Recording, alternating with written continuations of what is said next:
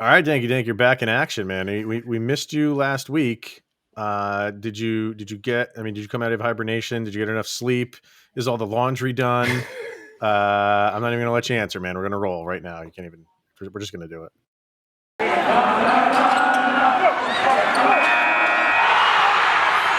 You're Locked On NHL, your daily podcast on the National Hockey League. Part of the Locked On Podcast Network. Your team every day. All right, everybody, welcome to the Locked On NHL podcast, part of the Locked On Podcast Network. Your team every day. I am your host from Locked On Avalanche, Chris Maselli. With me, as always, playing, I don't know, it sounds like a didgeridoo or something over on the other side.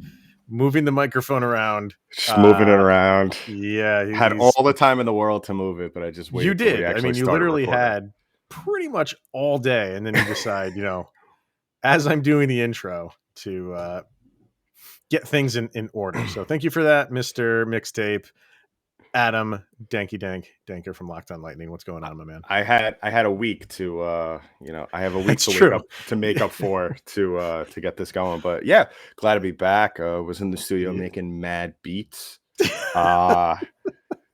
And like to thank Kanye West for supplying me his room in the Mercedes Dome. So explain that to me, because you sent me a text message about, or I don't even know if you want to get into it. I don't know what that was all about. You sent me a text message about something with Kanye West, and I was none the wiser. I don't know what the heck you were talking about. We'll have to go back to the transcript after the show. Right. But yeah, a lot has happened. I am kind of hoping, but at the same time, not hoping, because I do love doing the rankings. But I stated before we start recording, imagine if the Eichel trade breaks while we're recording. Oh, we'll stop. We'll stop what we're doing, and we will hone in on that. But I mean, odds that it happens. I mean, anything is possible right now, because this thing needs to go down. I'm getting so tired of this. This is almost like when like LeBron James and when he was making his decision to go to like that, like I was interested in that. Yeah, right. And then it was just like, come on, let's get it over with. This is kind of in that realm. It's just this guy needs to play some hockey and get out on the ice. And I just look at it. Yeah, I mean, it's ridiculous at this point, and I look at it as watching two people in college just slowly break up throughout the course of a year, and they say they're gonna do it, and they never do, and it's just you get to that boiling point where you're screaming, "Just break up already!"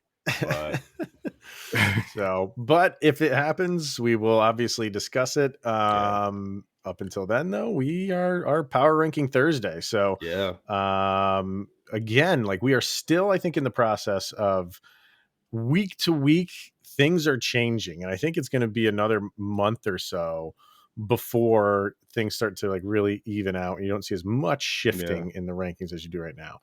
But let's get into them for this week. If you're following on YouTube, you're going to see them up on the screen right now. And they'll be up for the duration of the show. And but if you're listening through regular means in your car, on your phone, we'll go through them as we usually do. We kind of talk about the rankings as a whole, the teams that have risen, the teams that are falling, and kind of where we think teams are going for the week ahead. So I typically run through the top 10, and we have a new number one, which lasts for the past 2 weeks. It was the Florida Panthers. The Carolina Hurricanes take over the top spot. The Panthers drop down to number 2, so those two flip-flop. Oilers stand pat at number 3. Capitals stand pat at number 4. The Blues move up 2 spots to number 5. The Lightning, your Lightning, move down a spot from 5 to 6. The Rangers move up to number 7 from number 11. The Flames, pretty big movers there. They were 14 last week, number 8 this week. My Avalanche move up 1 spot. They had a pretty good week last week, from 10 to 9. And their division rivals moved down from number 9 to number 10. So those two swap spots, and that rounds out the top 10. So overall, general thoughts on what we got here as our power rankings for this week, Mr. Denker? Well, I think the Canes and Panthers flip-flopping. I think that's just subject to how you feel about each team.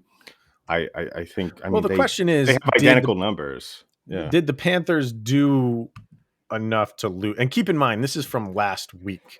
We Yeah. vote on these, and once again, I do want to reiterate this because Adam and I have been called some names in in the action, thinking that we are the only ones. And I said this last week when Gil filled Yeah. in for you. We are not the only two that comes up with No. these. Everybody in the Locked On NHL side of things gets a vote. So this is a culmination of those of all the voting. And So go yeah, ahead. I would just like to even add a little bit more, to that, is that, since we're being honest here, I don't even vote. I just do it because I don't vote at all, because I feel like I would be placing the Lightning at number one Well, see, every week. you can't do that, dude. You need to be impartial, I can't. and I I'm can't. I not. I don't have my Avalanche anywhere near the top. I think I had them right around where just they were at just number rank 9. them dead last every week. See, and that is voter fraud, my friend. But so you have the Panthers, where they're 8-0-1, and again, well, the Carolina has not lost yet, so they're 8-0-0. But So I just think, if you're points gonna, wise, where are they? yeah, 16 and 17. So the Panthers have one more point. I just look at the Panthers as to the only reason why you would put them at 2 is right at this moment would be because of the whole coaching situation going on there. You don't really know what kind of team this is going to be without Quenneville for the long run. So Yeah, I I mean, don't that's the know if argument I look at. I think I still put them at number 1 and the Canes at number 2, but I don't have a problem with the Canes. I mean, they are the last remaining overall unbeaten Yeah, team. So unblemished. fine. And that's why, like, as the next month or two goes on, this will all kind of like even itself out. But for right now, when you still have a team that has a 0 and a 0 in those last 2 columns, they're going to be number 1, I feel. Yeah. But kind of a takeaway that I'm getting from this, and if you look at that power ranking, once you get to let's see, like kind of right around where the Avalanche are at number 9, you have, and you go down to basically like number 29 at the Senators. Points wise, everybody's in it, man. Like, Yeah. the Avs got 8 points. They have a few less games than everybody else, but there's some other 8s in there. There's 11, there's 12, you got 10. There's right down to the Kraken and the Senators that have 7. Even Montreal has 6. I guess if you even want to remove the Kings, the Kraken, and the Senators, so then go to number 26, where the Canucks have 9, right? Yeah. Everybody is still, I know it's, we're only a month into the season, but there's not a big discredit. There's no big drop off in points from where the Avalanche are at number 9 to where, let's even, like I said, 26, where the Canucks are with 9 points. Pretty crazy. And Yeah, that's the beauty of hockey is the, the parity in the sport. Yeah, it really is. And we did state a couple of weeks ago at the start of this how you were going to see some teams that really were just big surprises. And I guess that we could start with just a surprise. I mean, I think I speak for both of us when I say the Sharks are just unbelievable right now. And that's why it makes, for me at least, the Canucks so disappointing, because I look at the Canucks and I really thought they were going to get off to the kind of start that the Sharks would. But like you said, I mean, hockey's just a weird sport when it comes to these kind of things. Sharks stood pat at 13. Yeah. 13 last week, 13 this week. And they're that team, I think, them and the Sabres. Yeah. The Sabres are at 14. I feel like those are 2 teams that nobody really wants to put super high yet. Yeah. And either fit in right where they should be. Are they top 10 team right now? I don't think so. Are they high teens? Yeah. And I'm okay with them right now being at 13, 14. And if they can do this over the course of the next month, then we'll and other teams will maybe kind of fall flat a little bit. And if they can keep it up, then maybe we're talking, we're approaching top 10 status. But I think people are just like treading lightly with teams like, the Sharks and the Sabres for putting them too high just because they weren't expected to do so well, and they are in the early going of the season. Yeah, absolutely. I think that it's a lot of people are looking at that as if you put them too high, you're going to expect things to fall off the table relatively quickly with that. And really, I look at some of these teams and I feel like where they ranked and even in the standings is still like not an accurate reflection of how they've played thus far. I feel Right. like the Rangers, who are ranked 7 here, but are one of the top teams in the league, even then, with their record, they have played some very tough games. I mean, you look at how the Yeah. Rangers have been playing this season; they're not really so much dominating, but they're just you could just see if you watch a Rangers game just how much effort is being put into these games. I mean, Igor Shesterkin is probably a way too early to tell candidate for the Vezina this year. Yeah. Even the Capitals too, with their goaltenders, both their young goaltenders, just how well they've been playing. It really is. I think the Capitals, who the Lightning have had the privilege of playing twice already, just a really good team that you and I both said in the beginning of the season, we really thought this was going to possibly be the year when their age was going to show, and they haven't. They look like it's Yeah. 2018 right now. Well, that's true, but I also remember saying, for me, they're as fresh as everybody else is for the rest of. What are you drinking out of a tree trunk over there, dude? Jesus, what the heck is that thing? I got this at That's from Animal like Kingdom a couple of years ago. Animal Kingdom. You got that from Lord of the Rings, man. Holy crap. All right. Yeah. So, well, let's hear from betonline.ag, and then we'll Yep. kind of keep this going because there's a couple teams I want to throw out at you, and if it's unfair where they're at. But first, BetOnline. It's back and better than ever with a new web interface for the start of the basketball season, with more prop bets, odds, and lines than ever before. BetOnline remains your number one spot for all of the basketball and football action this season. Football I have tapped out of. Thank you to the Von Miller trade. I am pretty much done with football season this year. Head over to the new updated desktop or mobile website and sign up today and receive a 50% welcome bonus on your first deposit. Just use the promo code Locked On to receive your bonus from basketball, football, baseball. There's no longer baseball. We're done with baseball. Yeah, go Braves. Well, you still have the NHL, boxing, and UFC right to your favorite Vegas casino games. Don't wait to take advantage of all the amazing offers available for the 2021 season. BetOnline is the fastest and easiest way to bet on all of your favorite sports. And it's where the game starts at betonline.ag. All right. So, what I want to throw out at you are the Flyers. They're at 17. And if you just look at the standings, point wise, where they're number 11 when it comes to points. They're 5-2-1 on the season. They're 17 this week. They were 17 last week, so they haven't moved. Should they be higher? And if they should, where should they be slotted in? Or do you feel like they're okay where they're at? The Flyers, when we go back to the first couple episodes, and I've been saying this for a while, the Flyers are one of those teams that if they just got off to a good start and were at least in it to start the season, they were one of those teams that could definitely be in contention for the division.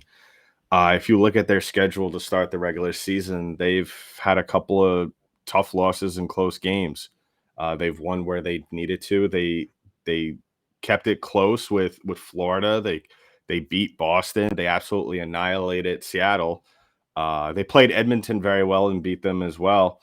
And so I think that a lot of people, when you look at these rankings, I think the reason why they're ranked where they are is just because, like we stated earlier, you don't want to rank a team too high and then have them completely come up as a dud in the subsequent games. And I think a lot of that has to do with Carter Hart. I think a lot of people are still waiting to see what exactly how he's going to perform over the course of the season, because we're only in November and we just got done with month one. And what you said before, and I've been saying this on Locked On Lightning, just what a lot of teams you're going to see towards the end of December, a lot of teams find their identity for the regular season. And I think what we see by New Year's is really what's going to play out for the rest of the NHL season. Because here's the interesting thing with the Flyers, and we, power rankings are obviously subjective, And a lot of it is, where you start. And I mean, look at the Lightning and look at the Avalanche, our teams. Yeah. They started 1-2, and because they started there, they're still hanging on to top 10 spots, despite not getting off to great starts. You look at the Flyers, and they have as many points as the Lightning, and they have a game in hand. Yeah. So, and they haven't moved. They're at 17. But on the flip side of that, you look at a team like the Sabres. The Sabres have the same exact record as the Lightning in as many games. They have 11 points. They're 5-3-1. So the Lightning, or excuse me, the Flyers have the same amount of points with a game in hand on both of those teams, and they're below both of them. And they started between them. So you know what I mean? So I get it why the Lightning would be above them, but we propped the Sabres up immensely because we thought they were so bad and they're doing so well, and they've bypassed teams like the Flyers. Yeah. So it just, sometimes these things don't make sense. And I think this is a perfect reason as to why I had the Flyers higher. Not incredibly higher, but I think they're better than number 17 in my opinion. No, I agree with you. I think they're at least top 15. I think just for what division they play in, for who they have on their team. And I think that's why a lot of people are ranking the Sabres so high. It has to go back to personnel. A lot of people, including myself, some people are saying that the Sabres personnel is overperforming. And really, how sustainable is that going to be over the course of a season? Where the Flyers, this is not as surprising, but at the same time, like I mentioned before, it comes down to goaltending. And it's just a weird scenario with each of these teams. And I think that's how you have to approach each ranking, as to why was this team in this spot? Well, it's because of a XYZ certain amount of special circumstances. Right. And another team obviously on the rise. I think they're one of the bigger movers of the week. Calgary. Yeah. Cracking the top 10, 14 to number 8. They're playing they're playing well right now. They're 6-1-2 on the season, 14 points. We touched on it in the very beginning. Maybe Jack Eichel is on the way in. You told me off air the semi king's ransom they'd have to give up to get Eichel. But do you go after that? I mean, you're starting off very well right now. You give up what they are rumored to give up to get him. How much do you upset what you've accomplished so far? You know what I mean? I don't see a reason as to why you play around with it.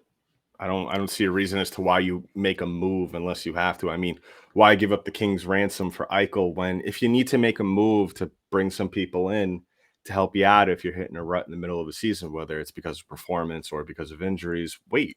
There's no reason to bring Eichel in. Eichel is not going to immediately help you for what you're going to give up. So, especially when you're giving up someone like Matthew Tkachuk, who is probably going to be your future captain at some point in the next couple of years. I think, it's a sexy trade on paper for Calgary, and you're going to be definitely going to be the talk of the town around the NHL because you have one of the top players in the league. But at the same time, at what cost is it going to come?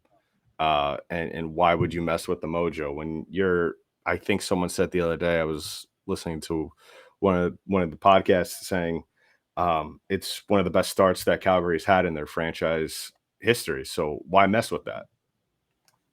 Yeah, I'm sure they were, thinking about getting involved with the Eichel situation a while ago.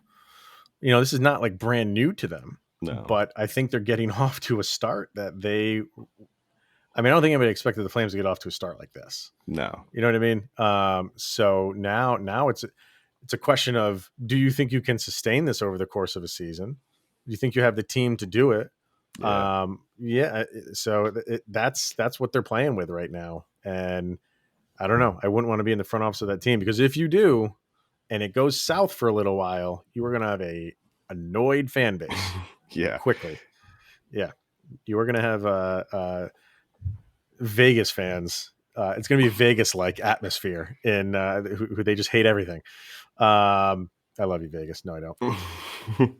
But all right, let's talk about Vegas and the Golden Knights, because they dropped one more spot to 22. They're the other team kind of rumored to bring in Eichel.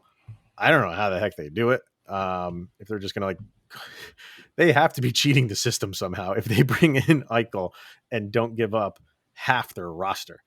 I don't know how they do it. I really don't know how. The Knights are in trouble injury wise.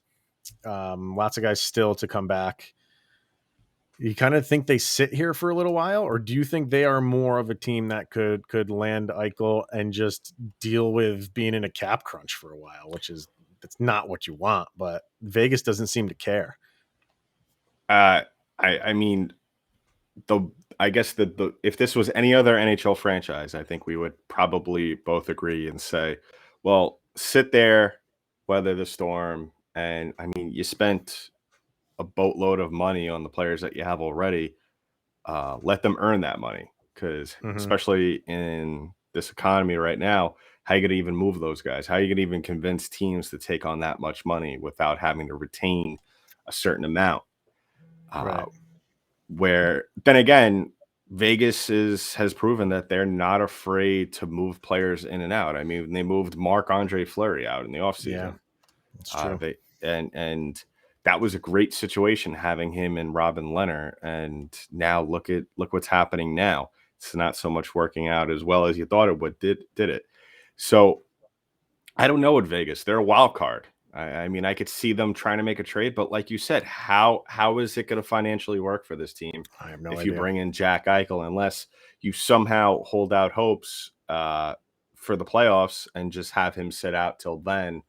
Then again, if that's the case, you're basically wasting a season of a superstar's career. Yeah, So they call risky that situation.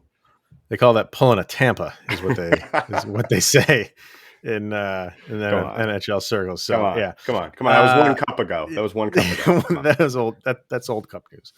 Uh, Anaheim, they moved up a little bit. I mean, they went from 29 to 25. They got 11 points on the season. And, the Flyers have 11 points. The Sabres have 11 points. The Lightning have 11 points. So they are the team with the most points at the lowest spot in here. Why is this like a two-headed, like with the Sabres and the Sharks? We're like, yeah, we'll prop them up. With the Ducks, they've been in that mid to low 20s all of these power rankings. Are we just, I mean, is it just because the Sharks and the Sabres are a nice story, so we want to give them some credit while we can, and it's the Ducks, like we're just not going to do that with them? What's up? I I just think that for a lot of people, including me, I just don't think the Ducks move the needle right now. Mm. I haven't Just looked at their schedule either. I mean, has it been an easy schedule up to this point? I don't I know. haven't checked on. I mean, that's Let me part of the see. reason why they don't move the needle. I don't really check in Yeah, on their schedule like that. But I don't know. I just think that the Sharks, with their recent success, and just I mean, they've just absolutely been a train wreck, and everything going around. And you could easily pitch the storyline with the Sharks saying, well, look at this team now, how they're performing without Evander Kane in the locker room. Now they're just doing this to spite him and play better. And look how well they play. And then the Sabres, obviously the joke of the NHL in the offseason, and just obviously everything with Eichel. Whereas the Ducks, there's no drama. They're just a yeah, team who's just rebuilding. I mean, that's just really what it right. comes down to.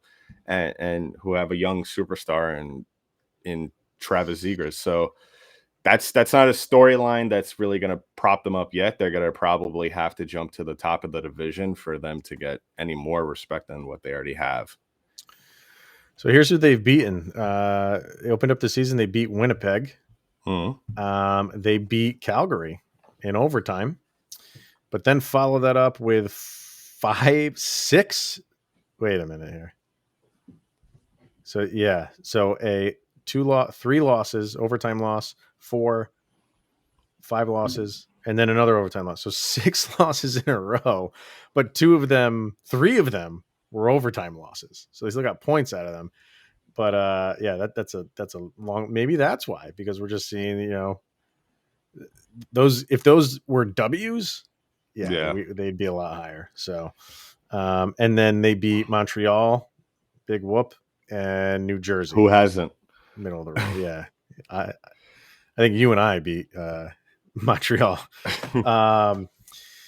So, and then, yeah, we'll talk about kind of the bottom feeders here. And it had the last three have not changed. Montreal at 30, Arizona at 31, despite the single point that they have, and Chicago at 32. I am okay with that. Yeah. And for me, Chicago at 32 for the last 2 weeks, especially this last week, right now it has nothing to do with what's going on with the Kyle Beach situation. It's just that, you're basing it on this year, and for these rankings, specifically last week, um, I was one of those guys. I think you were too. You just thought the Blackhawks were going to be a competitive team this year, not a team that's going to win the whole thing, No. but be in contention. And as bad as they are for a team, when you have that, at least that expectation for them, and Yeah. they're that god awful, they deserve to be at 32, even below a team that has a single point on the season. That is bad. Yeah, I think that's why they are exactly where they are. It's because the expectations and the reality are just so on opposite sides Yeah. of where they are. It's really, and I don't know what, and obviously this drama that's been surrounding them and continues to surround them is not helping the situation whatsoever. Mm, So I mean, they would have to go on some sort of crazy winning streak, and I mean, I don't know. I don't even know if that would help their chances because I feel like, you know, especially with all the emotions and everything that's surrounding this team and how people view this team, and that's no fault to the other hosts or people that just look at this team, the fans. I don't see how this team can have what we could call a successful year because regardless of their record, I mean, you're still going to be looked at as like the top, the lowest team in the league just because of everything that's going on off the ice. But yeah. the Coyotes, I mean, I think we expected them to be where they are.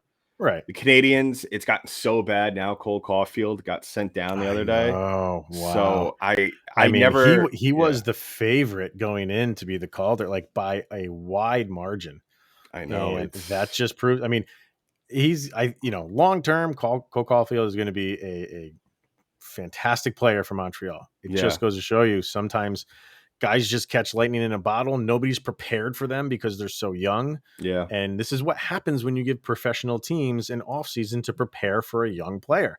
yeah. They come in and it's tough to replicate what they did the year before. It doesn't mean he's not going to be able to do it in the future. Just means he needs a little bit more seasoning right now. Yeah, we'll have to see if he could get it together in the minors. But the good news is that it looks like that Carey Price, his 30 days in that players program that he was Yeah. in, Yeah. is up. But so hopefully that means he'll come back to the team, and I assume he's staying in shape and doing all the things he needs to be doing. So it's not like we're gonna have to wait a couple of weeks for Carey Price to come back. Uh, But well, hopefully, how much shape you need to be in to be a goalie? I don't know if you want to Hey, tug on that thread. Uh, emails are open. yeah, hit up his DMs, not mine. Yeah. Yeah. Um, but I think maybe you get Carey Price in, he kind of gets a handle on the clubhouse and just goes from there. And then Cole Caulfield comes back when he's ready. And you know what? We could talk about this team getting their act together. I really, Yeah. the team that I really like that I think is going to kind of make a little bit of a jump up in the rankings. I really like the Red Wings, and Yeah, man. they're a team They that are a solid really team. they're another team that I didn't really expect to be this good, or just kind of was wishful thinking that they weren't going to be this good just because they're in the same division as the Lightning, and Yeah. they're a team that just the Lightning just can't figure out. The Lightning have Yeah. such a tough time against them, so I expect them to rise up, barring some just huge collapse of Canadian proportions. Um, what is a team that Yeah. you look at that the same way around here? I mean, I like the Canucks too, but at the same time, they haven't done anything to prove otherwise. Not what for like a team that could Could rise make a up. jump. Yeah, it could make a jump. I do like the Red Wings. They are a young, energetic team. Mo Seider Yeah. is a fun dude to watch, man. Oh man. Like he is good. Um, I don't know what's going on with the. I think at some point the Islanders got to figure it out. The Islanders dropped from 12 to 16. Yeah. And they're my preseason pick, to make it to the Stanley Cup final against my Avs. So the Avalanche seem to have figured it out over the past couple weeks, and they're playing much better. So I would have to, going off of that, I think the Islanders are not that far behind in trying to figure it out. So I think the Islanders can have a good, solid week. I don't know. Let me look up their schedule quickly, but if they do, I think you'll see them rise up. So let's see. They have Montreal, Winnipeg, and Minnesota for this week. Those are their 3 games for this week. So Montreal should be getting. They're all away games. Holy crap. 1, 2, 3, 4, 5. They have 6 more away games before they hit. And that's the other side of it. All of these games have been on the road. Yeah. For the Islanders. Like it's like 16 straight games to open the season on the road until your arena is done, which I think it finally is. Yeah. So, you got to give the Islanders a little bit of leeway because they've been nothing but racking up sky miles. It's been crazy. Yeah, but the thing with that, and I spoke about this in preseason about them, and this has kind of been the case for them the last couple of years, and you saw it in the playoffs, is that they're a defensive oriented team, and they don't have that one or two guys that could go out there and score for you on any given night. I mean, they have the second lowest goals scored in the league, and the only team that's behind them is the Coyotes. So you can't hang your hat on Matt Barzal to be your sole offensive producer. And I think that's the one thing that this front office has overlooked over the last couple of years. I mean, you've brought in some good pieces. You have very good goaltending with 2 guys in net. But who do you have really could score other than 13 for the Islanders? Yeah. I mean, if the Coyotes are below you in anything, I mean, that's bad. Can't we consider you the worst in the league then? Because you have to kind of eliminate Arizona from everything this year. That is true. So if you're number 31 in anything, you are last in the league, in my opinion. So that's not good. All right. So that will wrap it up for this week's power rankings. What do you think? Who's good? Who's bad? Who's in the right spot? If you want to use Adam and I as punching bags, please feel free. Even though we have nothing to do with it singularly. So that will be it for this week, everybody. Thank you for tuning in. And I'll, if you're again on YouTube, I will blow up the power ranking graphic one more time for everybody to take a good look at. But follow the show on Twitter, and follow my show, The Avalanche Show, and follow Adam's Lightning Show on Twitter. And we'll be back next week with a whole nother power ranking, and maybe we'll get it right one of these weeks. I don't know. All right, everybody. Have a good one. See you next week.